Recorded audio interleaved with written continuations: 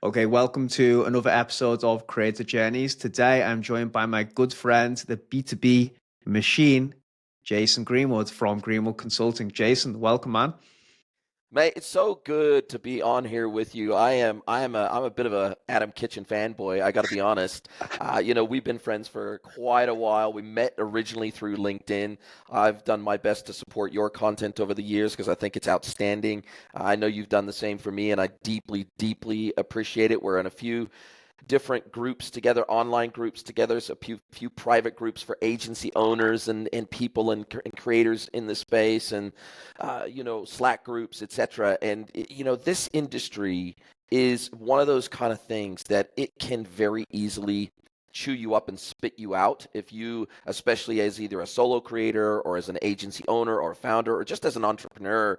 I think sometimes these journeys get very lonely, and when we have people that are kind of with a similar mindset, a similar approach, a similar place in their journey as an entrepreneur, that level of support is really phenomenal. And it's actually pretty rare in our industry. There's a lot of sort of solopreneurs, and there's a lot of people out there saying, hey, I made $5 million off this course. And, you know, there's a lot of hucksters out there, so to speak. There's a lot of bullshitters out there, so to speak.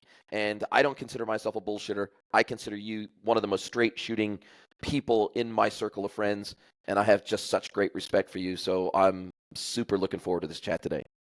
Well, it's incredibly kind and humbling to hear you say that, mate. And the feeling is obviously mutual, hence why I have you on today. So, just for context for everyone, I have been trying to lure on some of the really big creators in B2B. And not to undermine, anything you're doing, Jason, because we're in the same position, but I really want to speak to you because you're a small business owner like myself, and content I know is the main engine and lead generation source for your business. It's the main driver just of a business activity, I would say. I know how much effort you put into everything.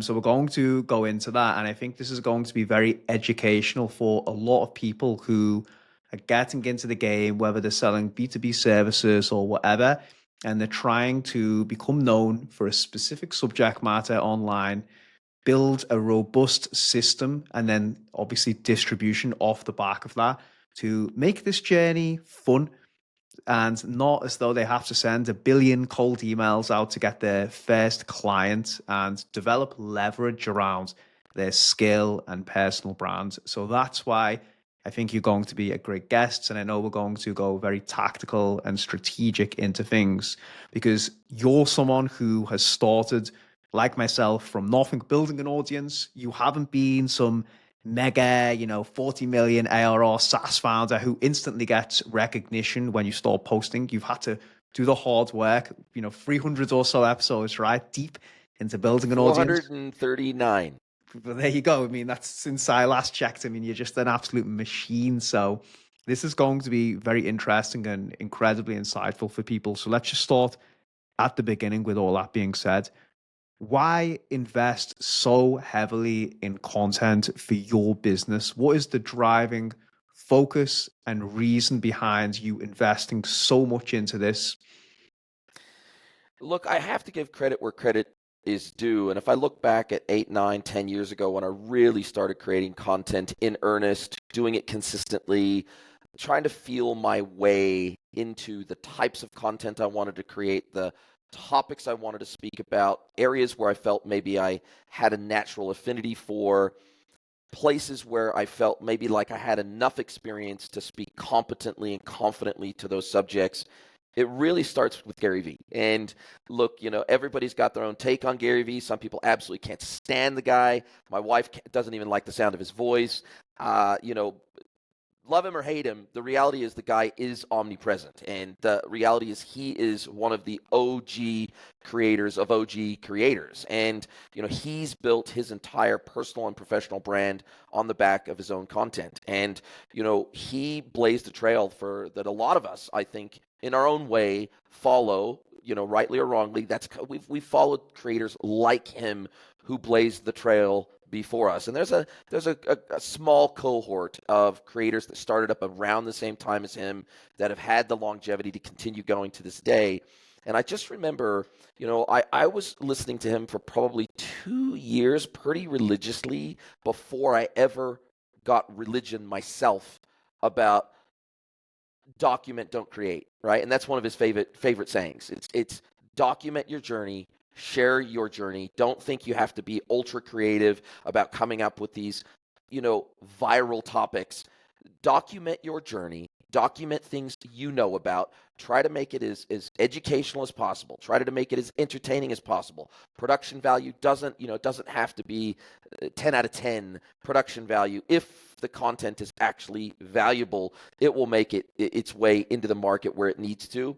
And the other thing that he really focused on was your vibe attracts your tribe, meaning that we all represent a certain cross-section of our business and personal communities. We have certain things in common with certain people, and our content is only going to resonate with a certain part of the market unless you go so generic and so broad that trying to be all things to all people. Most people can't do that. They can't be a Simon Sinek where your content can be relevant to like 95% of the public. And so for me, the final thing that pushed me over the edge with Gary was he just kept hammering home. There was a stint for about 6 months where he just kept hammering home this thing where he came up with this phrase. He said, so if you think you're a thought leader, put your thoughts out into the world and let the market decide whether you are or you're not. You're not a thought leader just because you say you're a thought leader. The market decides whether you're a thought leader and whether your thoughts are original and transformational and helpful and beneficial and have value. So that's kind of where I got started, and it was really that final push from Gary Vee, and I was kind of like, okay, I give up. I've heard this statement so many friggin' times from Gary Vee. I'm going to give in. I'm going to throw in the towel. I'm just going to start creating. Don't know exactly how. Don't know exactly where I'm going to start distributing. Don't know whether I'm going to focus on video, audio, written content. I'm just going to taste and try and see what resonates with me because I got to enjoy it. That was one of the other things he pointed out. He said, look, if you're not enjoying the content that you create, if it's not something you would consume from somebody else, and you're not, if it's not resonating with you first, you will never stick with it. So you have to make content you love first. Everybody says, oh no, go out and assess what your audience wants. Try to figure out what your ICP is and write content for them. Well, I didn't have an ICP when I started because I was an employee. I was working for a company. So it wasn't like I was trying to build a personal brand to immediately turn around and monetize it. I was just trying to create content that I saw void. I recognized a void in the market for content that I wanted to consume from my industry. No one was creating content I wanted to consume. And I thought, well, geez, if no one's doing it, well, why don't I be that guy? Why don't I be that person? I'll put up my hand and I'll say, I'm going to start creating content that I'd love to consume. I love that you touched on Gary because I know, as you said, he can be grating to people. For me, he's an inspiration as well. But I mean, that's the whole purpose, right? Like he's a bit of a maverick. It's love more hate him. He gets attention.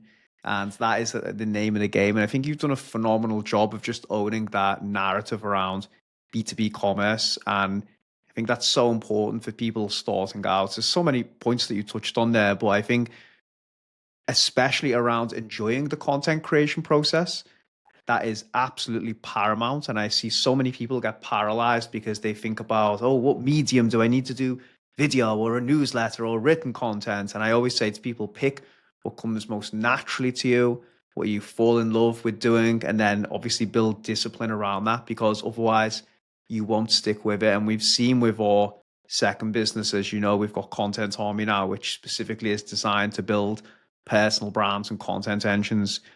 If the founder doesn't enjoy the process, you just can't get into content right and think, I'm just going to dip my toes into the water. You're either in or you're out. And there's not really any in between. So I think what you said of finding a format, a writing style, a recording, whatever comes more naturally to you is the only way that you can really make this a consistent habit and get results from it. Because as you said, that's going to lead to your most authentic delivery, subject matter expertise, and that's what's going to resonate with the market. And I think the harsh reality is, man, for a lot of people, if your content's not getting traction, it's probably quite shit.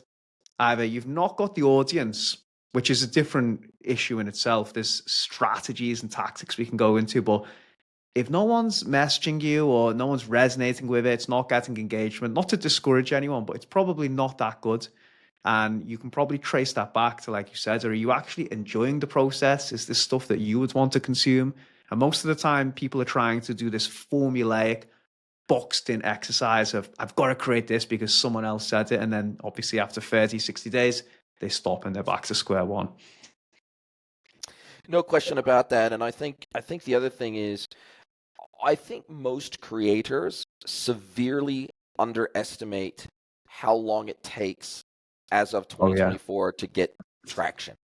And, I've got 33,000 followers on LinkedIn now, but that took me like 8 years, from starting from like 0 to 33,000 followers. That was like 8 years of hard slog, right? There was some spurts where, I'd have a piece of content that would go semi-viral and maybe I'd get an extra 1,000 followers in one hit or something like that.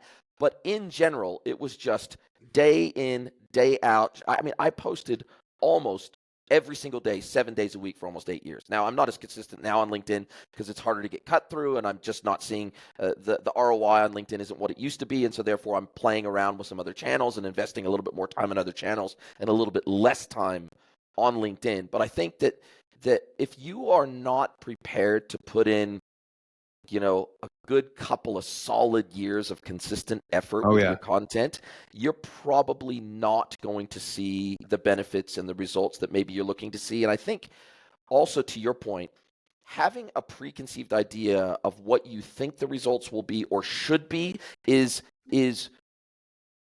where a lot of this disappointment stems from for a lot of people. I think the journey versus the destination has to be the goal. It is the whole point has to be, what am I learning? What am I getting out of this experience? What am I sending the ladder back down again based on a genuine sense of obligation, love, commitment, and a sense of reciprocity. When I started out in this industry, I had a lot of people, I've been in this industry for 24 years, but I had a lot of people when I first started out that were much more technical than me. They were much more skilled than me. They kind of took me under their wing. They taught me. They sheltered me as I got into the agency space. They helped me find my footing in the industry. And I just look at what I do now in many respects as a pay it forward effort. I look at my podcast, for example, as a love letter to my industry because, look, I have more freedom and more opportunity in my life now than at any other time in my life. I paid cash for the house we live in now in Mexico as a result of being able to make money from my industry, make a great living, have total locational freedom. We can work online. That's one of the privileges of working in our industry. We can work fully online. We can work fully remote.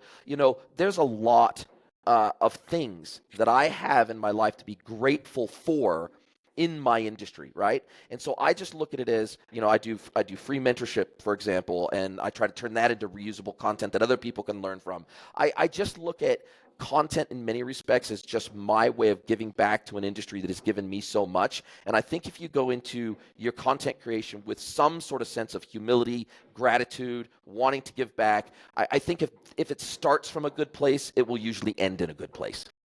Yeah, I think that's a fantastic take-home message. And I think in order to do that, you've got to disassociate yourself with the expectation of outcome of leads or MQLs, in my opinion. And I think this is a big problem. People come on to, especially if we're talking in the context of LinkedIn or any type of educational subject matter expertise, they spend so much time trying to show they're an expert. And as a result, they don't lead with value or the right intentions, which is actually the content that gets the most traction and will lead to reciprocation from the audience, like you said. And usually when they have that mindset, they get disappointed and they lack momentum and they quit after 30 to 60 days because, as we know, it just doesn't work like that. Like you said, you've been posting 8 years. I mean, I'm going on 6 years now. So I understand the hard work you have to put in to grow on any platform.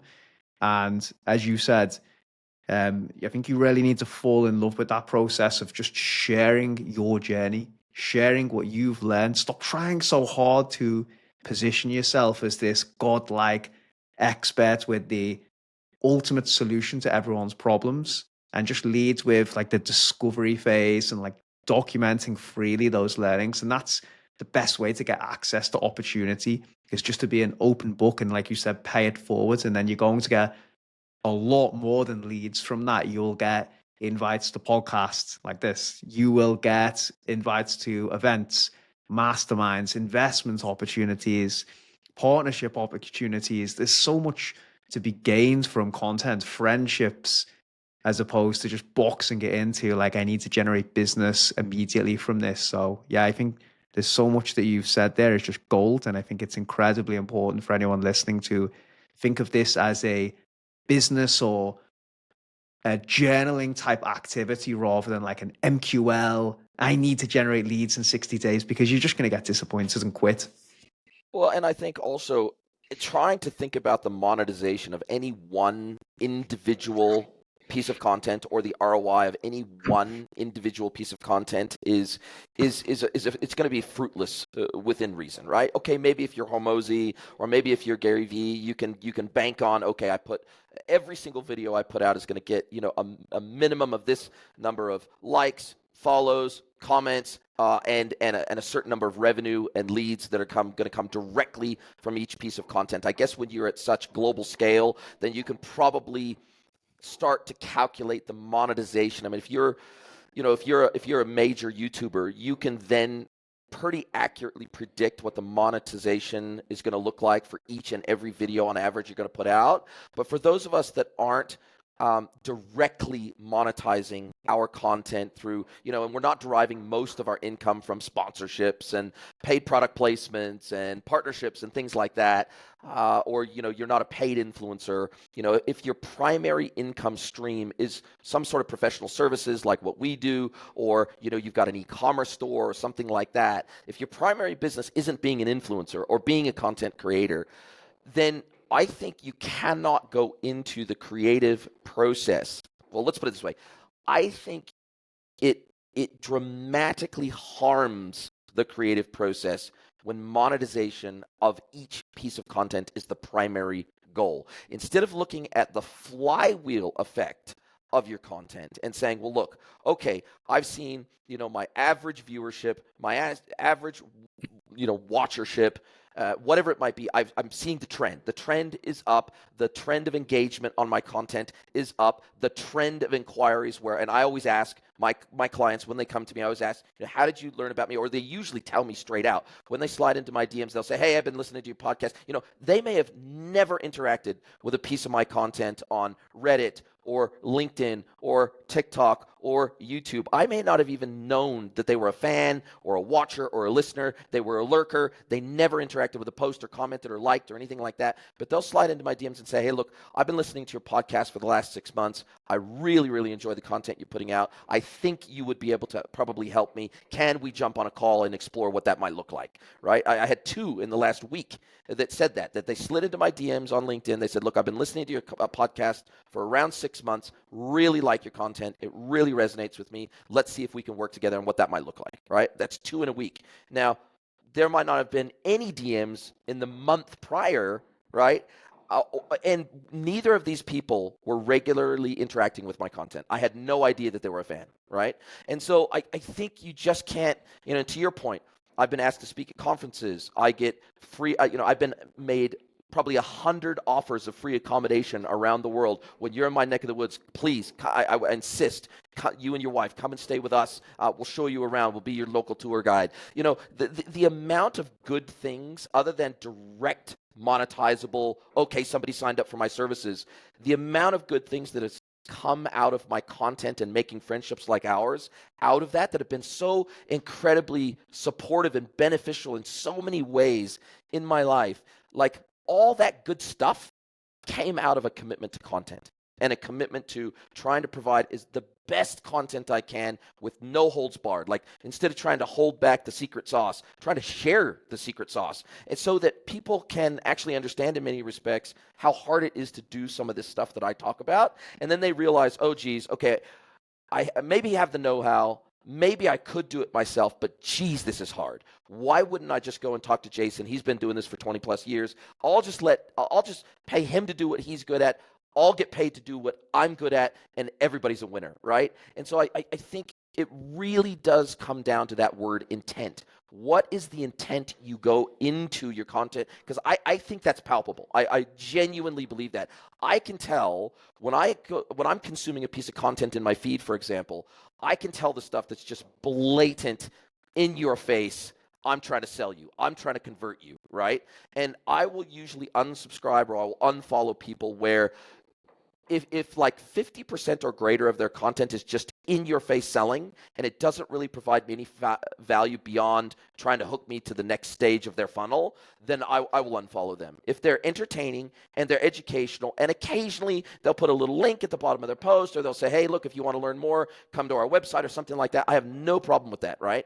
But it's down to the intent, and I think most people today are mature enough to be able to detect intent and smell it a mile away like dogs smell fear. And if your intent is just monetize every single piece of content, I think that shows.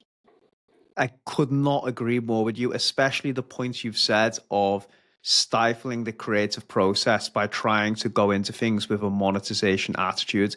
And I think, again, this is the fastest way to get discouraged, guys, is if you are looking at the amount of impressions and your audience overall in proportion to how much time you've invested in something, then unless you're making a viral piece of content, which is highly unlikely, and you're just people jumping on board a rocket ship and you have massive credibility, this is just something that takes an incredibly long time and you need to have faith in the process. And I think going to what you said, Jason, about the level of intimacy and one-to-one conversations, I actually measure this much more deeply now as opposed to, well, if I put this post out, I'm going to hit 5,000 people and X amount of people are going to buy like a funnel. I'm actually looking for, at least in the context of B2B, how many people now can I connect with, quality people within my network to expand my footprint that way?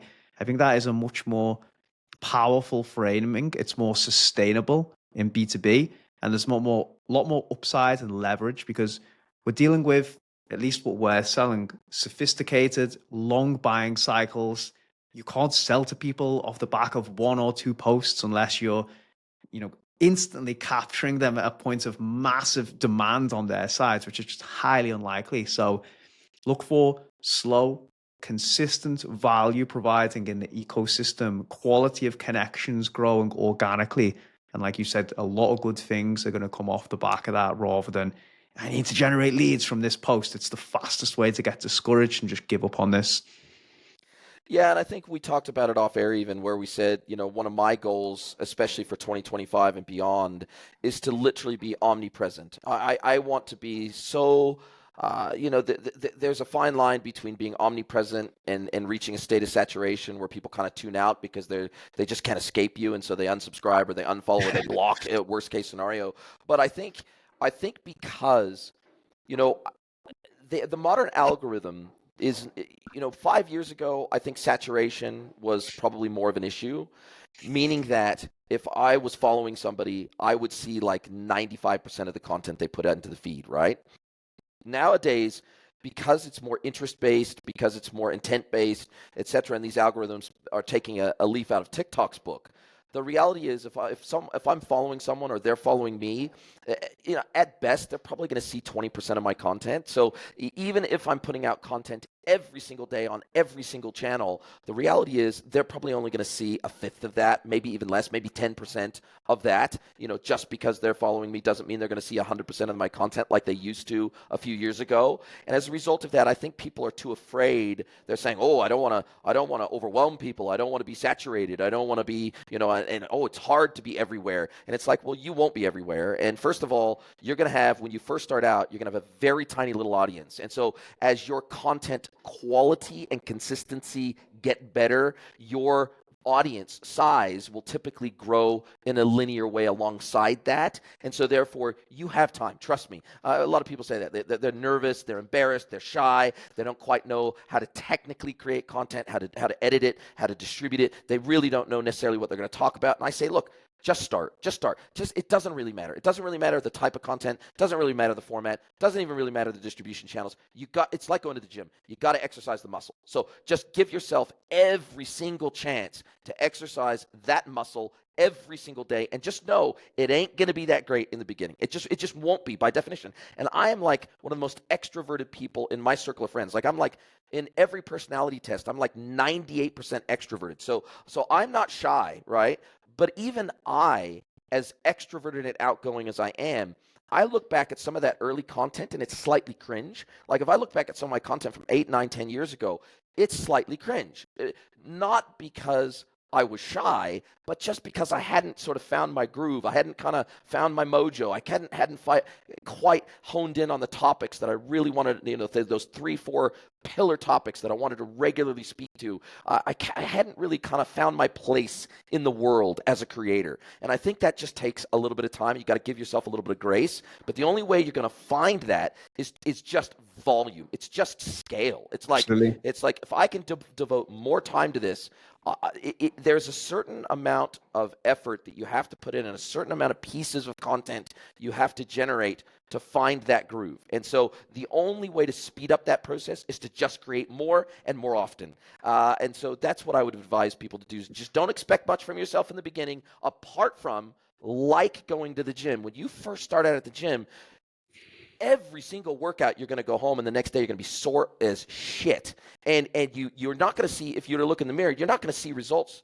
that are visible and tangible in the mirror for probably a minimum of 3 months. So the reality is you don't give up. When you start going to the gym, going in, it's going to take me 3 to 6 months to really see results that I can be proud of, and then that momentum starts to build on itself. It's exactly the same with content creation. You got to build the muscle before you can see the muscle.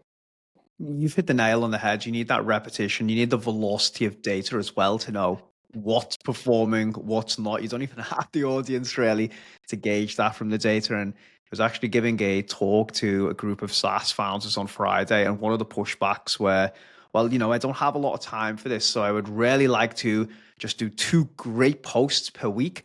And then as opposed to, posting every single day like you're suggesting. I'm like, first of all, you don't know what a great post looks like because you've never posted. So you don't even know what your own voice is or your expertise, how to articulate that. And the best way to overcome that is through a velocity of posts. Trust me, like you said, no one's going to think you're spammy. You're not going to appear every single day in people's feed. And it just takes a lot of repetition to really find how to articulate your message, the problems that you solve. And then obviously you need to strengthen that muscle and that habit and that creation process. And the best way to do that is just by doing it consistently. If you're just doing it twice or even once per week, then it's highly unlikely that you'll be able to find that message market fit, I suppose, as people keep talking about. And this is actually a nice segue onto the next thing I wanted to speak to you about, and we can spend a bit of time going into this. You've been creating for 8 to 10 years. I know you've got a very refined process. You've got your podcast, you've got your daily social posts. I mean, you're on multiple platforms at this point. How does this all integrate into your working week? Walk me through, first of all, your core content that you create, and then how that feeds through to your distribution channels, and a little bit about the time blocking and software maybe that's involved in that process. I think that would be fascinating for people to know. Yeah, so I spend about 8 to 10 hours a week just on content. So it's roughly a day out of every single week that is dedicated to content. Now that's not just one solid, like on a Monday, because a little bit of my content timing is dependent on when, for example, podcast guests rather, are available for recording. Like, when are they available to record? And I'm now I used to be in the New Zealand time zone. Now I'm in the Mexico City time zone. And so I interview people from all over the world in all sorts of different time zones. So I have to be a little bit flexible around when they are available. So from a recording perspective, that is kind of all over the map, and it's sprinkled across my calendar in any given week. But beyond that, there is about an hour. And so each of my podcast episodes from a recording perspective are around an hour, and I release 3 episodes a week. So I need to be, just to keep enough content in the pipe, I need to be recording at least 3 episodes a week. Now, normally I'm recording between 5 and 6 episodes a week. so that I can do the post-production, I can keep them in the pipe, and because I need to have enough of each type of episode in the pipe, B2B, tech, mentorship. I need to make sure that I've got enough of each episode type so I can release one of those every single week. And so beyond the actual recording time, I'll spend 3 to 4 hours a week just doing editing on those episodes, and then also slicing and dicing those into shorts as well beyond the video, because my podcast originally just used to be audio, right? And this is about the whole land and expand model, right? So it was originally just audio, but then when I saw the rise of short form video platforms, I was like, well, it's hard to make something great for a short form video platform out of pure audio, apart from maybe a meme with a clip attached to it or something like that. So I was like, God, I really need to focus on video. And I think I'm pretty good on video anyway. So it's like, okay, fine, I'll just do video. Then I got approved by Spotify for video on Spotify, and I made them my host as well. I switched from Podbean to Spotify because you have to be hosted by Spotify to be approved for video on Spotify. And the great thing about Spotify is I can upload just the video to them, and they will split out the audio track and distribute that to the audio-only podcast platforms like Apple Podcast on my behalf. So whereas I used to have to split out the video and the audio separately, upload the audio track to Podbean, upload the video to YouTube, for example. Now I just produce the video track, upload that to Spotify, YouTube, Rumble, and then now I've got the raw material for the shorts as well, for the short form video, and I use Opus Clip to generate the shorts, and then I can distribute those out to the other short form video platforms and into LinkedIn and other written channels with video embeds or screenshot embeds, basically. And so my podcast is actually the primary source of my pillar content, right? Because now I've got 3-hour-long massive pieces of content I'm releasing per week that then I can release small snippets of all over the place, right? But then I also produce some content that's dedicated to the channel, because some content doesn't translate exactly the same. If I take the same short and I post it to YouTube Shorts, I post it to Instagram, I post it to LinkedIn, I post it to Rumble, and I post it to Reddit, they're not going to perform exactly the same. So I still, even in addition to that, I try to produce channel-specific content wherever I can. And so there's some content that I only ever post to LinkedIn. There's some content and answers I give that I only post to Reddit. I try to still fill in. I plug the gaps in my week, in my content calendar. I plug that with platform-specific native content. And that I found that works really, really well for me. And I try to mix it up. Even when I'm posting to something like LinkedIn, not every post is just a short and a clip and an advertisement for a podcast episode. There's a lot of it that is LinkedIn specific, that I'm writing just for the LinkedIn audience. And so you'll find that only one in about 2 or 3 posts to LinkedIn are actually snippets from a podcast that are actually advertising the full length piece of content. And so I don't want to wear out my audience. And so I try to also mix this up with different formats.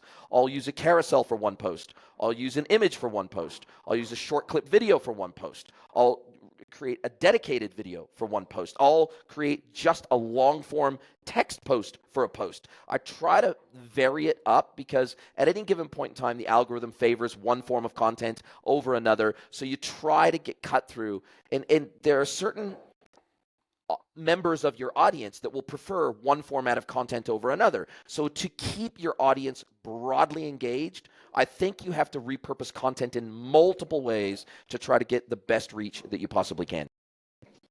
Yeah, it's fascinating insight listening to that. I mean, it's very formulaic and obvious to us because we've been doing it a long time. But I think a lot of people will hear that, Jason, and feel overwhelmed. Like, oh my God, what you just said is not 8 to 10 hours. It's 1 to 2 weeks minimum, really. Yeah. How long did it take you to get to the point where that is an 8 to 10 hour process? Because as I understand, you're doing all of that work yourself, right? Like no video editors, you're not using any freelance copywriters, social media managers. This is all you sourcing the guests, recording the guests, doing the post-show production, and doing the distribution as well, right? Yes, 100% me.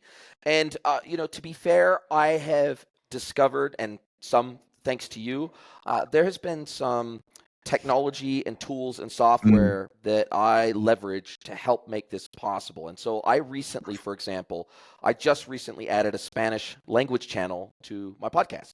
And so I now not only produce all of my English language content, but I now also reproduce all that content in Spanish as well. And so, and I'm still just doing it all myself. And so you can't do that without technology. And so the reality is the baseline edits for my videos are all done through Descript. And Descript can remove the ums and ahs, it removes the word gaps. It's as easy as using, you know, a Google Doc to edit your videos. It also can apply what's called studio sound. So if the audio isn't quite perfect, if there's a bit of an echo, if there's a bit of noise, if it's not really that high quality, you can put this studio sound overlay so you and your guest sound very similar. It makes the audio a lot better. So the baseline edit is done in a semi-automated way through Descript. Then from there, I will import that pre-edited video. I will import that into Camtasia. I'll put in the pre-roll intro. I'll put in the outro, and then any ads or any other things that I want to splice into the middle. I'll put that into Camtasia, and then I'll export that as a final edited MP4 file. Now, that MP4 file can go exactly as it is, directly up to Spotify. Obviously, I have to write the title, I have to write the description, but other than that, it can go straight up as a video. Then that gets distributed as video and audio by Spotify to the audio channels. Then I'll upload that exact same video to YouTube with a custom title, because it's such a short title that's allowed on YouTube, a custom title just for YouTube, and then the description gets pasted into YouTube with links to all my other channels in YouTube. And then I'll copy that exact same format into Rumble as well. So that's really the raw portion of that. I'll use Opus Clip to generate the short video clips, and then I'll select it. It generates like 10 to 15 of them. I'll pick the top 3 to 6 that I'll download. I'll make sure that they're really on point. They're really the best of those 10 or 15. I'll then upload those as shorts to YouTube. I really found that my time was not best spent on Instagram and TikTok. I just never really got cut through on those channels. So I used to upload all the shorts there as well. And I haven't found much cut through there like I have with shorts on YouTube. So I'm really doubling down on YouTube. And then I also use a bit of other AI-based software to help me. I use a platform called Write Blogger to convert. You can basically paste in a YouTube video link. So my YouTube video links, the full-length formatted video on YouTube, YouTube auto-generates a transcript. Write Blogger will, when you paste in the YouTube link, it will pull down the transcript of that video from YouTube, and then it can convert it into many different formats. It can turn it into a white paper, a blog article. It can repurpose it as social posts and do all sorts of other things with it. Now, I only use Write Blogger to create blog articles for my website. And then what I do is that creates effectively almost like a Cliff Notes written version of what that episode was about. Now, I take that, I make the final edits, I make sure it gets the names right, companies right. I make sure it's spot on, but it does like 90% of the heavy lifting. I then upload that to my website, and I embed the full-length video at the bottom of that Cliff Notes blog article. So if they want to see the whole video, all they got to do they play from directly within the blog article, and they can watch the entire YouTube video from there. So like I'm repurposing in multiple different ways, and my dedicated content for LinkedIn is slightly different. Sometimes it's videos, sometimes it's a carousel, sometimes it's a commentary on an article that has been posted in our industry from like TechCrunch or somebody like that, and I'll take maybe a screenshot of that article as the image, and then I'll embed that image into the post, and then I'll give my punditry, I'll give my commentary on that piece of news that's happening in our industry. I'll give my hot take, basically. So I've got a dedicated email address for subscribing to all sorts of industry newsletters, and I set up Google alerts in there as well on specific topics related to our industry. So if I run out of ideas for a dedicated post one day for LinkedIn, I just go into that inbox, and within 3 emails, I've got a treasure trove of ideas that I go, oh, I want to say something about that. I want to say something. So I never run out of ideas because I've structured my data capture and my information capture in such a way that I've always got a deep pool of ideas to pull from. Yeah, this is incredibly insightful, mate. And I know this took a ton of trial and error because I've been Yes. through this journey myself. And I know, Yes. again, I want to go back to the fact that a lot of people will be listening and very overwhelmed and probably freaking out by what you've said. But I want to break it down for people to let them know, in my opinion, the best way to bring this to reality and not just go, fuck this, I haven't got the resources, I haven't got the time, I haven't got the expertise. Because me and Jason have been through a lot getting to this point, and now obviously it is a bit like clockwork, and it's manageable and it's enjoyable, which is absolutely critical. But I want to touch on two key things that you've said here. Number one is starting with a long form piece of content that makes all of this possible. Guys, if you are trying to create like 100 pieces of micro content at the start of the week, you're setting yourself up for mental burnout and failure. Starting with that core piece of pillar content, like the podcast, for me, it was actually blog articles. I built Magnet Monster off blog articles. Not a lot of people realize. I did one high quality blog article per week, which fed my newsletter, 5 social posts, and then I started to record a video over that. So you have to start off with that core long form piece of content. If you can do that, you're 90% of the way there, because as Jason's just pointed out, it's about taking that long form, looking for the hidden gold, the gems within it, and then using technology to break it down. Like the technology available today, as you've just pointed out, I've seen your Spanish translations with HeyGen. It is mind-blowing, and a significant allocation of my time, and I know for you, Jason, is going towards how can I increase this efficiency even further? How can I take out the mentally draining parts of the post-production process to increase my leverage on my unique, specific expertise? Because that's what we want to do, right? We want to focus on where's my zone of genius? It's speaking to people about my subject matter expertise, what I'm passionate about, and then all the shit that comes after. I know it's part of ultimately what I have to do, but if I can leverage the technology to simplify that so I can spend more time doing the creative thing that I love, then you're just well on your way. And like you said, there are so many incredible tools now that I just implore people to take time to research that can really bring this to reality for you without you having to spend on video editors, copywriters, PMs, VAs. It's very manageable. You just need the right tech and you need that right core piece of original content to feed this machine and bring it to fruition.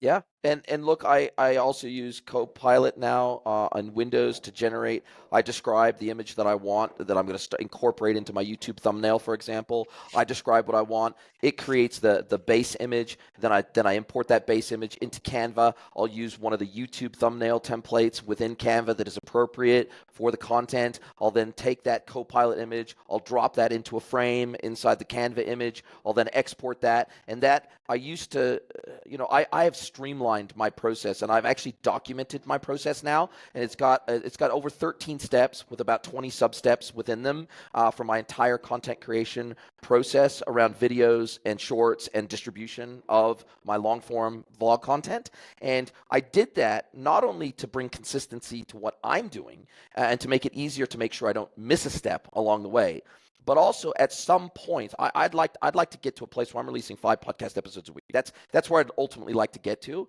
and I know that at that point, I will have no choice but to bring on somebody that can help me with a bit of the post-production and distribution steps. I'll still do the full recording. I'll still do the reach out and finding the guests and deciding on the topics and the mini series that I want to create. And that's a big focus for 2025 is mini series content where I'm collaborating with other people to create a 2 or 3 episode mini series on a specific topic where we can go super deep over a period of 2 to 4 episodes. I've already recorded 2 mini series that are going to start being released here in a couple of weeks' time. So that's a big focus for me for 25. But going back to the documentation of the process, I had to refine the process to make it super efficient efficient for me to be able to not waste any time. I know, okay, step 1, step 2, step 3, step 4, these are the tools I'm using. This is the part that's going to be automated. This is the part that's going to be manual. I'm going to create the title manually myself, because I want that to be spot on.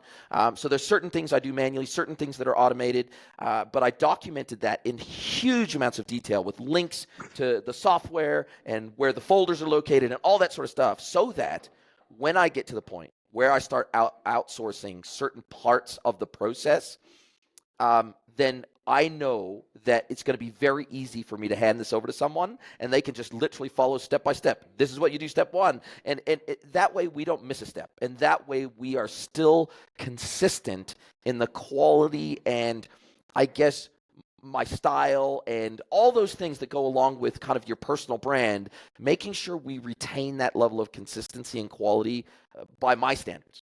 That's my minimum standard that I've set for my content. I want to make sure that when I bring people onto my team to help be, because Gary Vee famously, he's got like 25 people on Team Gary Vee, right? That are dedicated to nothing but his personal brand, right?